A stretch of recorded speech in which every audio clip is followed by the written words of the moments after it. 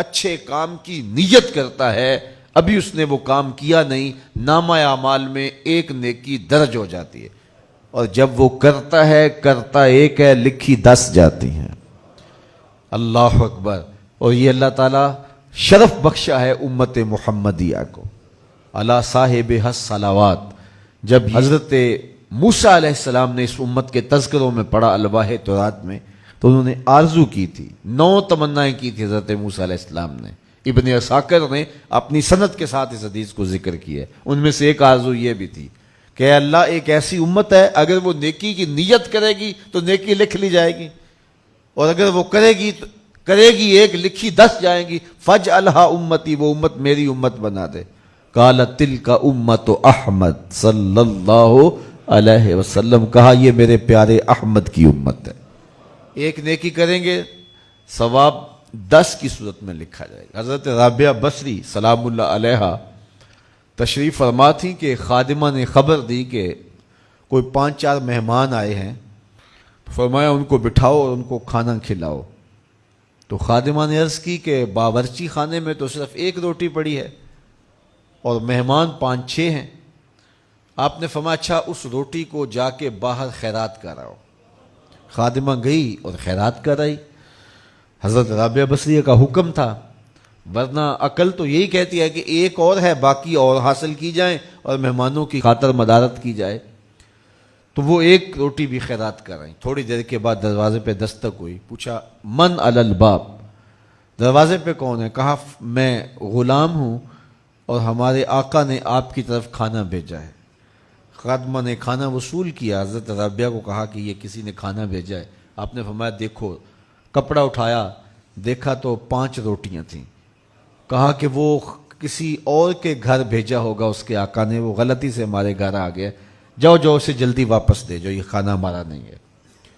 تو کھانا واپس کر دیا گیا۔ پھر دروازے پہ دستک ہوئی، من دق الباب، دروازہ کس نے کھٹکھٹایا ہے؟ کہا کہ میں فلاں آقا کا غلام ہوں، میرے آقا نے آپ کے لیے کھانا بھیجا ہے۔ خادمہ نے وصول کیا، حضرت رابعہ نے کپڑا اٹھایا، گنا تو 7 روٹیاں تھیں۔ کہا اس کے آقا نے کسی اور گھر بھیجا ہوگا، یہ بھی غلطی سے ہمارے گھر آ گیا، جاؤ کھانا واپس کر دو۔ کھانا واپس کر دیا گیا۔ پھر دروازے پہ دستک ہوئی، پوچھا کون؟ کہا فلاں کا فرستادہ غلام، اور میرے آقا نے آپ کے لیے کھانا بھیجا ہے، اور کہا حضرت رابعہ کو دے کے آنا۔ خادمہ نے وصول کر لیا، حضرت رابعہ نے کپڑا اٹھایا، گنا تو 10 روٹیاں تھیں۔ ہاں یہ کھانا ہمارا ہے، یہ مہمانوں کو کھلا دو۔ تو خادمہ نے عرض کی حضرت پہلے 2 بھی یہی کہہ رہے تھے آپ کا کھانا ہے۔ کہا میرے رب کا وعدہ ہے کوئی 1 دے تو میں 10 دیتا ہوں۔ پہلے 5 روٹیاں تھی، پھر 7 تھی، میں نے کہا میرے مالک 10 پوری کرے گا تو تیری بندی وصول کرے گا۔ جو 1 نیکی کرے کرتا 1 ہے، ثواب 10 کا عطا ہوتا ہے۔ یہ اللہ کی کرم نوازیوں کے رنگ ہیں۔ تو کہا اعمال کا دار و مدار نیت پر ہے، ہم اپنی نیتوں کے حسن کا اہتمام کریں، جو تھوڑا بھی عمل کریں لیکن نیت کی خوبصورتی ہو تو پھر وہ عمل ہوگا۔ اللہ طیب ہے، طیب کو پسند کرتا ہے، اور صرف اسی عمل کو پسند کرتا ہے جو اس کی رضا کے لیے کیا جائے۔ میرے اور آپ کے آقا و مولا نے ارشاد فرمایا کہ وَرَجُلٌ تَصَدَّقَ بِصَدَقَةٍ فَأَخْفَاهَا حَتَّى لَا تَعْلَمَ شِمَالُهُ مَا تُنْفِقُ يَمِينُهُ، وہ شخص جس نے صدقہ کیا اور اتنے مخفی انداز میں کیا کہ جو دائیں نے خرچ کیا بائیں کو پتہ بھی نہ چلا۔ قیامت کے دن جب کوئی سایہ نہیں ہوگا، اللہ اس شخص کو اپنے عرش کا ٹھنڈا سایہ عطا فرمائے گا۔ ماہ سیام میں عید کے موقع پہ آپ کام کریں، غرباء کی مدد کریں، لیکن اگر آپ خلوص نیت کے ساتھ نہیں کر سکتے تو کسی کی غربت کا مذاق بھی نہ اڑائیں، اس طرح کسی کی تذلیل نہ کریں۔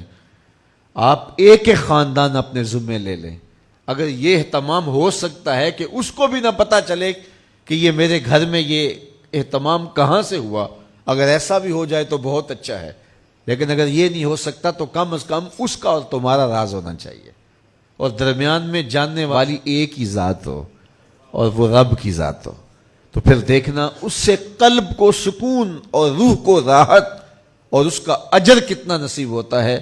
لیکن آج ہمارے عمل ریاکاری سے ملوث ہو گئے ہیں۔